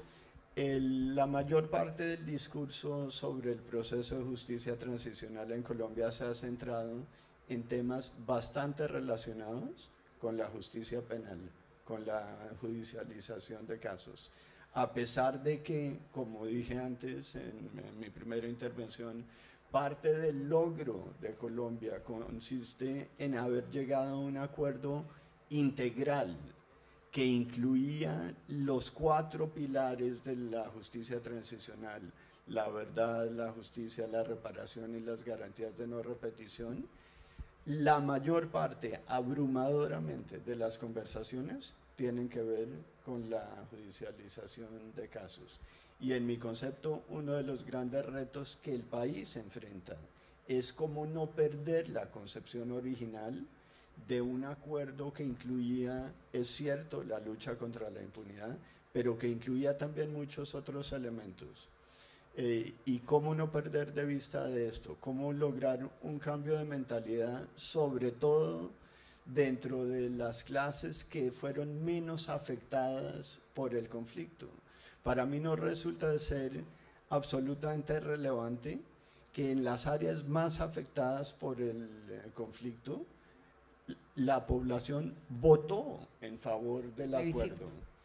Yo creo que esto es algo que no debemos olvidar, y que si somos sinceros con la idea de que este es un proceso que pone la voz de las víctimas en el centro, no podemos olvidarnos que las víctimas estuvieron en favor del acuerdo que se firmó, y que ese fue el compromiso que el Estado adoptó y que ahora tiene que cumplir. Ya voy con Hugo y Lorena, que es que como tocamos el tema del referendo, quiero preguntarte por el caso de Guatemala, que lo conoces muy bien. Guatemala perdió la paz, el referendo, un poco lo que pasó aquí también en Colombia, y eso ha traído unas consecuencias pues tremendas en la polarización del país y en la forma como se ha ido volviendo a articular la sociedad. ¿Estamos condenados a que nos pase lo mismo que la experiencia de Guatemala por haber perdido el referendo de la paz también? Yo no creo en el determinismo histórico. Yo creo que estamos condenados solo dentro de los límites de nuestra propia capacidad. Yo sigo pensando, a pesar de que expresé preocupación profunda acerca de la coyuntura inmediata, y que me parece alucinante, absolutamente alucinante como colombiano, pero mirando el proceso desde el exterior y desde una perspectiva comparativa, que aquí sea políticamente correcto hablar del regreso al conflicto y políticamente incorrecto defender el acuerdo de paz que se ha firmado y que logró efectivamente el desarme y la desmovilización del grupo guerrillero más antiguo de América Latina. Eso me parece que es absolutamente alucinante. Entonces, estamos condenados en la medida en la que no somos capaces de superar nuestros propios prejuicios y nuestras propias tendencias. Aparte de eso, nos atrevimos a experimentar. El acuerdo de paz es un acuerdo que obviamente se logró con algo de apoyo internacional, pero es un acuerdo hecho por colombianos. Tiene muchísimos aspectos que son innovadores, a pesar de que, como tú correctamente afirmas, no es el primer acuerdo post-Estatuto de Roma, pero eso no tiene ninguna importancia, de paso, desde mi punto de vista. Tiene aspectos profundamente innovadores y yo creo que la responsabilidad, la credibilidad de las instituciones colombianas y la estabilidad de la Constitución depende del cumplimiento de esos acuerdos. ¿Serio? Tú querías hablar y quería preguntarte un poco sobre la responsabilidad de los políticos, porque alcanzaste a tocarlo, pero muy por encima. Me quiero referir a la pregunta de paz y justicia. Yo no sé si ustedes han tenido la oportunidad de tener acá en Colombia una obra de teatro que se llama La muerte y la doncella, de Ariel Dorfman. Pero se la recomiendo, no solo montar la obra de teatro, es una obra del año 90, además. La llevaron al cine, pero es más interesante leer el guión, porque al final hay un epílogo extraordinario de Ariel Dorfman donde plantea los grandes dilemas por los que pasa una transición y la justicia transicional. Y ahí se pregunta lo mismo que tú hiciste: ¿tengo que renunciar a ciertos márgenes de justicia para conseguir la paz o no? Lo planteo porque no les voy a contar la trama, pero básicamente es una mujer que reconoce la voz del victimario, y esta mujer está casada con un abogado que es integrante de la Comisión de Verdad. Entonces están estas tres partes, en un caso particular, pero que uno puede hacer la reflexión desde lo individual a lo colectivo. Y sobre todo las preguntas que él hace, que es una decisión que ustedes tienen que tomar. Yo les puedo contar la decisión que se tomó en Chile al comienzo de la transición, que la planteó el presidente Patricio Aylwin, y dijo: nosotros vamos a avanzar en justicia en la medida de lo posible. Esa fue su frase textual, y eso formó parte de las negociaciones en los primeros años de la transición. ¿Qué le puedo? Es criticable la frase, es realpolitik si usted quiere, pero esos acuerdos de los primeros años de la transición han sido revisados, porque es muy difícil que la clase política controle todos los procesos sociales.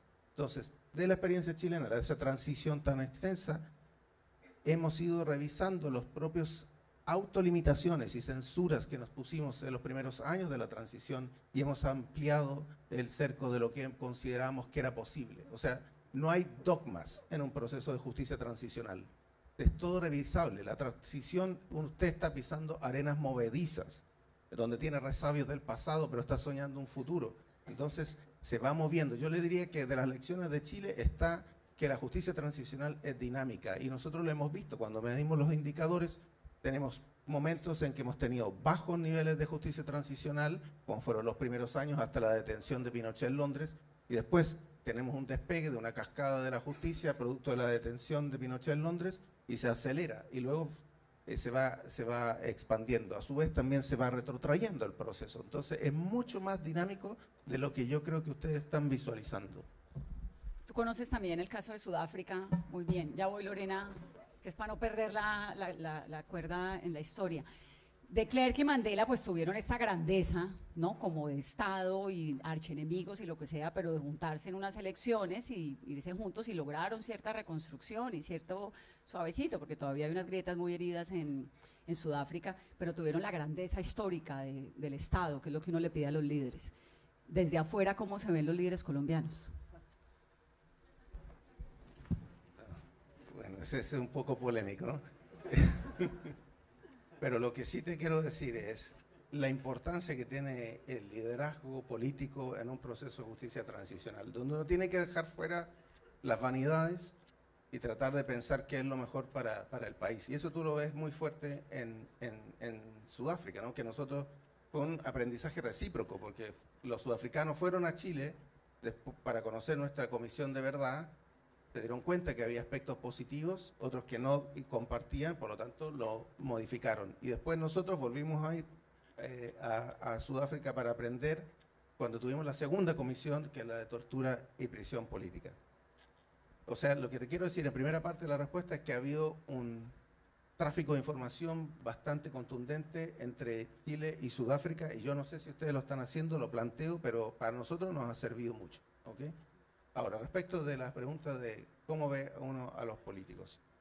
Yo sé que están en campaña electoral, que quedan pocos días, pero uno realmente tiene que tener en estos procesos gente excepcionalísima, porque se te puede ir todo al tacho de la basura con alguien que sea muy imprudente y que no lea bien lo que está en el ambiente social.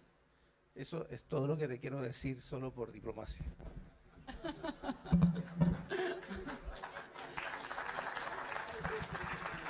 Lorena. No, yo me voy a salir completamente de esa pregunta. La voy a esquivar como buena argentina que soy. No, Tranquila que yo como buena periodista vuelvo y te la hago. No, yo quería retomar esto que salió sobre como la preeminencia de la justicia dentro de esto que mencionaba Pablo de esta idea de cómo en todas las conversaciones de los 4 pilares parece ser la justicia la que tiene más peso. Y esto que decía Hugo la tibieza del inicio y cómo luego fueron ampliándose. Bueno, yo en eso quería traer un poco la experiencia argentina, donde claramente la justicia si se quiere, ha sido una de las medidas privilegiadas. Pero me parece que, para varias enseñanzas o prácticas para tirar y que retomen lo que les parezca mejor. En principio que nosotros no partimos como es una transición en los años 80, esta discusión sobre los pilares, no, claramente no estaba. Pero bueno, esta idea de articular estrategias de reparación, de verdad y de justicia estaba. Y no dicho así, pero las garantías de no repetición, esta idea de la educación en derechos humanos va hacia allí. Es decir, que ya había un germen de tratar de trabajar en conjunto. Esto trajo muchísimas tensiones. Muchísimas tensiones porque la CONADEP había investigado más de 8.000 casos, había sugerido la judicialización de más de 1.000 y estaba la limitación de lo que la justicia podía retomar en relación con eso.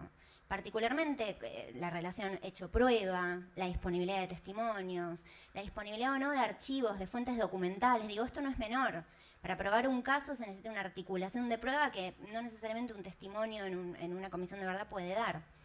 Y entonces ahí la respuesta fue la priorización de casos, que es algo que estaba en las preguntas, digamos. Y Argentina tiene como el ejemplo de cómo todo puede desbandarse realmente a pesar de una idea muy clara de priorización. En el juicio de la Junta se priorizaron, la Fiscalía presentó 700 casos, de los que se tomaron menos de 300, pero donde estaban estos cúmulos de prueba, donde se daba toda esta idea de articulación territorial de las Fuerzas Armadas, legajos armados con testimonios, con prueba documental, perfectamente presentados, y la sentencia recomienda, luego de haber escuchado a los testigos, luego de haber pasado por el juicio, que se continúe investigando, a los mandos medios y bajos, a los autores directos, que se vuelva a citar a las víctimas para que vuelvan a prestar testimonio. Es decir, que esa priorización inicial que es celebrada, digamos, como, qué buena forma de articular y de organizar la justicia penal, se desbandó por completo en una sentencia que recomienda seguir investigando, y ahí es así cuando empiezan a darse investigaciones en todo el país.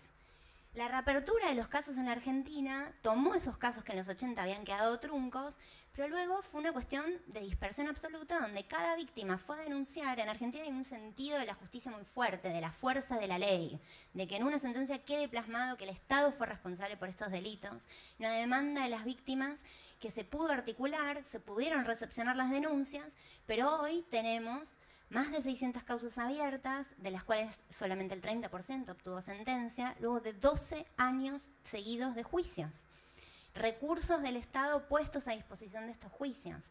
Víctimas que vuelven a testimoniar una y otra vez con tal de que su caso llegue a obtener una sentencia. Entonces, no es una respuesta, más bien es dejarles una problemática respecto de, ¿se puede priorizar? ¿Es posible recortar un cúmulo de casos y con eso ya cerramos la beta, la pata, justicia penal en estos casos? Yo diré que la Argentina muestra que hay desafíos y que la fuerza de las víctimas en la demanda y en el pedido por que su caso llegue a la justicia en este momento está primando versus cualquier otro tipo de recorte o de organización. Te hago entonces esa pregunta, Pablo, porque finalmente la función de la JEP pues es esa, la JEP va a ser selectiva, ¿no? ¿Cómo funciona esa selectividad que tiene la JEP? ¿Hasta dónde se puede? ¿Hasta dónde es lo que la sociedad necesita para sanar un poco también y para dejar atrás? Usaste una palabra ahora que me dejó alucinando, que fue alucinante, porque me pareció el término perfecto para describir un poco lo que pasa en este país en torno al proceso de paz. Hace unos años presenté al Consejo de Derechos Humanos en Ginebra un reporte sobre estrategias de priorización, justamente, argumentando que en los casos de justicia transicional, muchos de los criterios habituales para priorizar casos, que son varios, por ejemplo, bueno, la simple disponibilidad de prueba, por ejemplo, puede ser un criterio de priorización. Es bien sabido que la Corte Penal Internacional, desde el estatuto, necesita priorizar casos de los máximos responsables. Bueno, hay una cantidad de criterios. En ese reporte que presenté al Consejo en Ginebra, yo argumentaba que en los casos de justicia transicional, un criterio importante debe ser priorizar los casos que contribuyan al desmantelamiento de redes de criminalidad.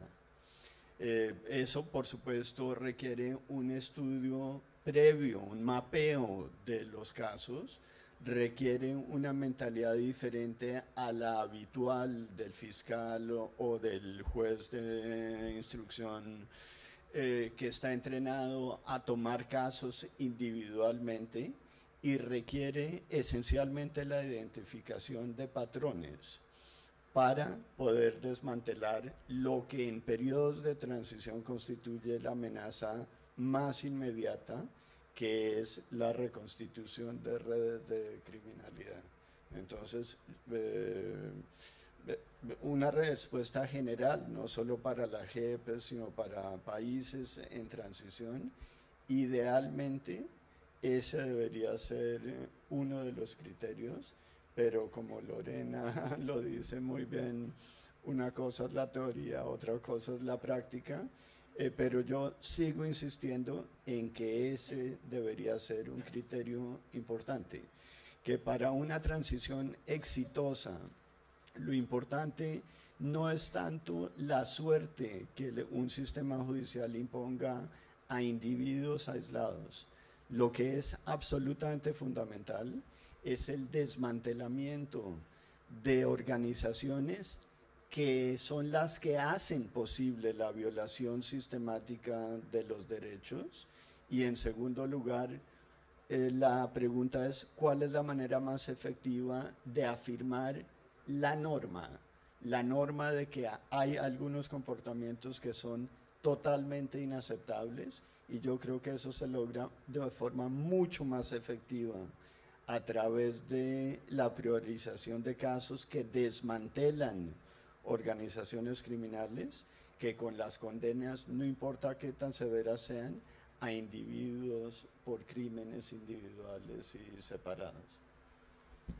Yo no quisiera politizar en este debate sobre el tema de Jesús Santrich, pero inevitablemente pues me llevaste allá, Pablo, y es este choque que hay entre la Fiscalía y la JEP frente a la extradición de Jesús Santrich, pero más allá de eso es la decisión de Estado de enviar o no a un tipo como Jesús Santrich a Estados Unidos, teniendo en cuenta que en este momento no sabemos con certeza qué está pasando con Iván Márquez, no sabemos con certeza si el Paisa se está rearmando o no. El mensaje, digamos, para los guerrilleros rasos, hay 7.000 guerrilleros desmovilizados en Colombia, es el de: se va este tipo para Estados Unidos, lo extraditan, me están incumpliendo. Digamos, si yo fuera guerrillera, eso es lo que creo que pensaría tal vez. Pero de otro lado está el haber roto un acuerdo. Bueno, obviamente, pues si en la investigación y las pruebas de la Fiscalía se determina que efectivamente delinquió después de la fecha que tocaba. ¿Qué tiene que hacer el Estado allí? Es decir, lo de Santrich es un asunto muy, muy complicado, porque no sé si estoy equivocada, pero yo sí creo que es como algo que puede desarticular de forma muy contundente el proceso de paz, y sobre todo casi que rearmar una parte importante de la guerrilla, con todo y que hay disidencias, pero hay otros que no están en la disidencia, pero que están recibiendo ese mensaje de me traicionaron. ¿Cuál es tu opinión sobre eso? Yo estoy de acuerdo contigo en que este es un caso que tiene un potencial inmenso de desarticular el proceso y que por lo tanto hay que tratar con muchísima prudencia. Dejando el caso al lado y hablando en términos generales, yo quiero volver al punto de que en procesos de transición es absolutamente crucial establecer mecanismos de coordinación institucional entre los diferentes entes que están encargados y que son responsables de velar por el acuerdo. Todos deben moverse en la misma dirección. En ese sentido, el caso de Santrich es anecdótico, no porque sea irrelevante, reitero que estoy de acuerdo contigo, que tiene un potencial inmenso para hacerle daño al proceso si es mal manejado. Es anecdótico en el sentido de que está ocurriendo en un momento en donde esas relaciones de coordinación institucional están todavía por establecerse. Y a lo que apunta el caso es precisamente a la urgencia de establecer esos mecanismos de forma expedita y a lograr un consenso entre esas instituciones acerca de cuáles son los objetivos que rigen el modo de operar de cada una de esas instituciones y cómo se van a colaborar unas a otras. Aprovecho para hacer un comentario corto que nace de la observación en diferentes países del mundo. La tendencia prácticamente universal en todos los países de los cuales yo tengo conocimiento es a pensar en los diferentes elementos de la justicia transicional como, lo dije al principio, como si fueran parte de un menú, que escogemos lo que nos gusta y dejamos al lado lo otro. Pero además, no solo eso, sino a establecer relaciones, un poco de intercambio entre una medida y otra. Es decir, y este es, generalizando mucho, esta es la forma como la tendencia se expresa casi universalmente. Vamos a ser bastante agresivos en términos de verdad, vamos a dar algo de reparaciones para no tener que hacer nada en términos de justicia. Esa fórmula, que es una tentación inmensa para la mayor parte de los gobiernos, en realidad no ha dado resultado nunca. Entonces, insisto, es importante coordinar no solo las diferentes medidas, sino también dentro de cada una de ellas, y en particular en este caso respondiendo a tu pregunta, dentro del sector de la justicia, establecer mecanismos de coordinación interinstitucional, porque si no, pasa lo que sucede con el caso de Santrich, que hay un choque y de nuevo, yo creo que no nos debe sorprender porque todavía no tenemos esos mecanismos, pero es absolutamente crucial establecerlos. En este país también hay una historia de la manipulación política, de la lucha entre diferentes instituciones dentro del mismo sector. Y ese es un instrumento que una y otra vez puede utilizarse para disminuir la efectividad de las instituciones con fines políticos. Y yo creo que caer en esa tentación justo cuando se está tratando de implementar un proceso de paz es especialmente grave. Hugo, ¿tienes algo para decir sobre este tema? Santrich, Lorena, no. Vamos cerrando, reflexiones finales. Un tema que al menos no me he podido referir y quisiera compartir con ustedes es el tema de las reparaciones. Mi sugerencia es la combinación de múltiples tipos de reparaciones. Hay algunas que no tienen ningún costo, pero que son muy relevantes. Por ejemplo, para Chile hubiera tenido una trascendencia enorme si Pinochet hubiera pedido perdón, que nunca lo hizo. El solo gesto de quien lideró toda la represión estatal, que se hubiera que hubiera mostrado algún signo de arrepentimiento, hubiera sido enormemente reparador para las víctimas. Ese es un ejemplo que no hubiera tenido ningún costo. Otro ejemplo ocurrió con la Comisión Nacional sobre Prisión Política y Tortura. Una vez que eran conocidos los antecedentes, las víctimas, la comisión tenía que determinar si era una víctima, si calificaba como víctima. Y en esos casos se le entregaba un certificado. Ese certificado tuvo un poder reparador muy grande para las víctimas. Es un simple papel escrito en el que decía que a la comisión había llegado al convencimiento que esa persona es un caso que califica como víctima de prisión política o tortura. Ese documento muchas personas lo llevaron a la casa, lo presentaron a sus parejas, a sus hijos, a sus nietos, y tuvo un poder simbólico enorme, porque al final el quid del asunto no es el bolsillo, es la dignidad. Entonces, muchas veces uno encuentra mecanismos de reparación a muy bajo costo, pero que dignifican a una persona, que nada más valioso que una persona se sienta digna en su comunidad, en su familia, en el estado al que pertenece. Entonces, yo sé que ustedes han hecho un gran esfuerzo con distintas medidas de reparación y que un tremendo destino de recursos públicos, pero creo que uno siempre tiene que ir explorando cómo reparar ese daño. Y ese daño se logra reparando, primero que nada, escuchando a las víctimas. Escuchando a las víctimas. Lorena. Bueno, no, me quedo con algunas cuestiones de esto último sobre la escucha de las víctimas. Sé que lo dije muchas veces, insistí bastante en que a mí me parece que estos procesos hay que pensarlos desde una dinámica institucional, técnica y profesional. Y la escucha es una de esas cuestiones. En Argentina hemos tenido la experiencia, y es lo que quiero transmitirles, la escucha tiene que ser parte de la forma profesional de encarar estos procesos. No tiene que ser una cuestión de empatía individual, no tiene que ser una cuestión de conmoverse o de estar a favor políticamente de que se escucha a las víctimas y de darles un lugar en el proceso. Esa escucha y ese lugar tiene que generarse a partir de mecanismos técnicos y profesionales.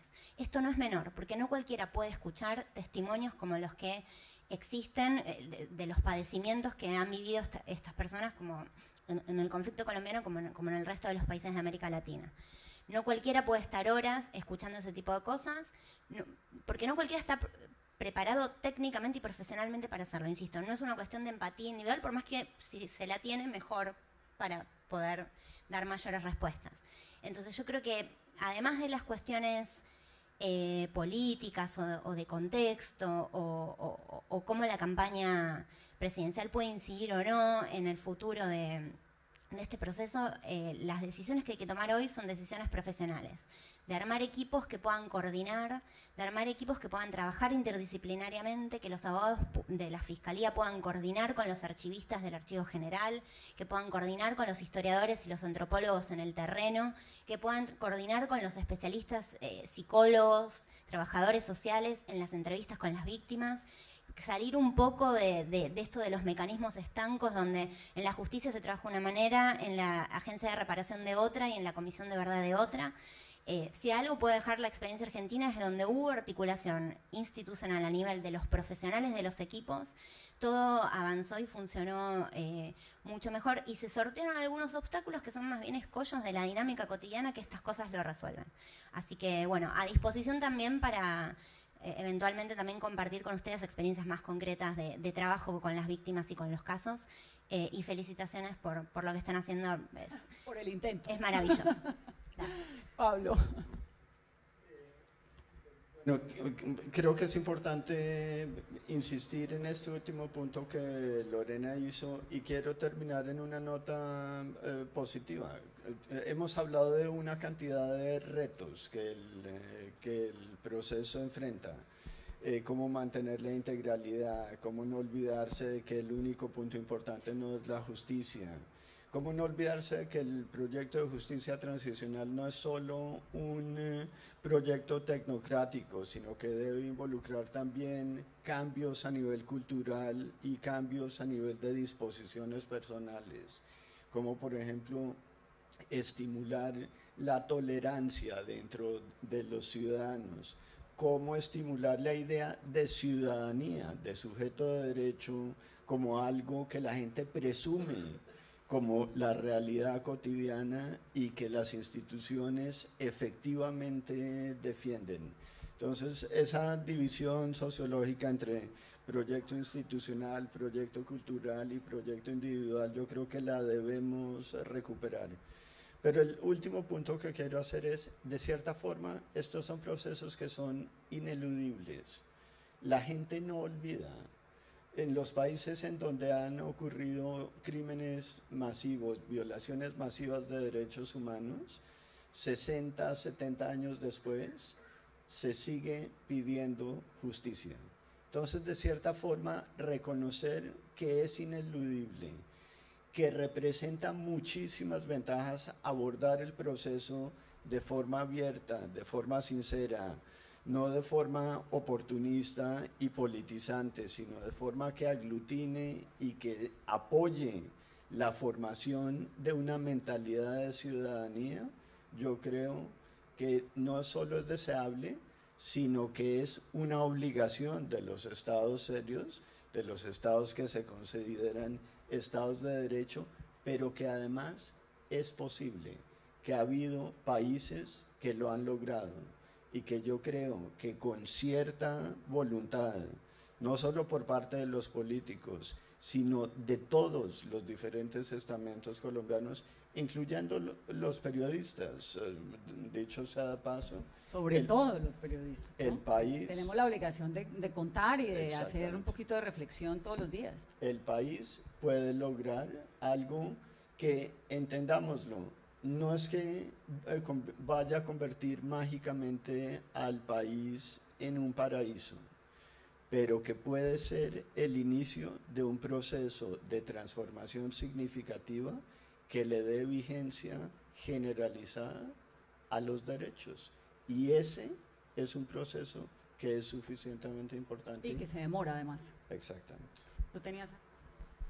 Solamente felicitar a los organizadores y también a todo el equipo que están transmitiendo en vivo, que me sorprendió. Tengo el WhatsApp vuelto loco de chilenos que están viendo todas las cosas que yo he dicho sobre Chile, así que voy a tener que dedicarme a responder a ellos, pero esa es lo comento esto porque todo lo que ustedes decidan, comenten, es global e inspira a otras sociedades.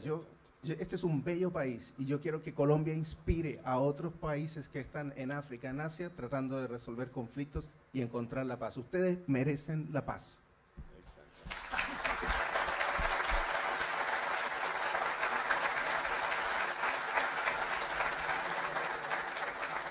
Muchas gracias, les agradezco mucho a ustedes la presencia y tal vez una reflexión que tengo constantemente y que no se me quita de la cabeza, y es la imagen del Hospital Militar de Colombia.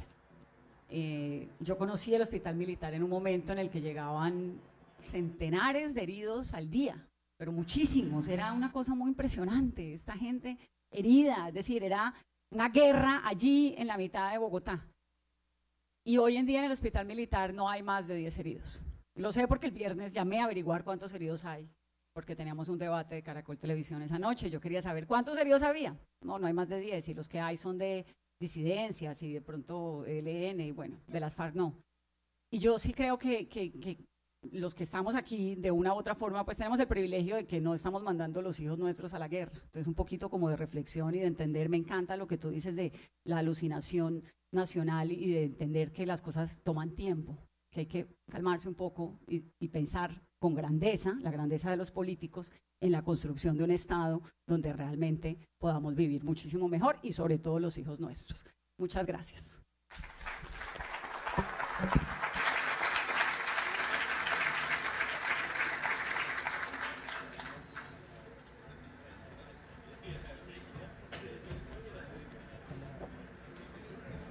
Muchas gracias a nuestros panelistas.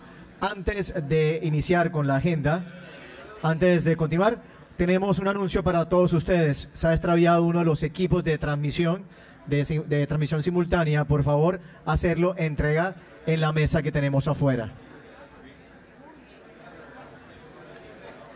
Es hora de almuerzo, pero no de una pausa.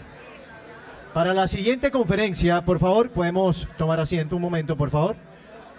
Para la siguiente conferencia, invitamos a los asistentes a este foro a desplazarse a los salones republicano, colonial y contemporáneo para seguir la intervención del Contralor General de la República, Edgardo Maya Villazón, sobre el control fiscal de la lucha contra la impunidad.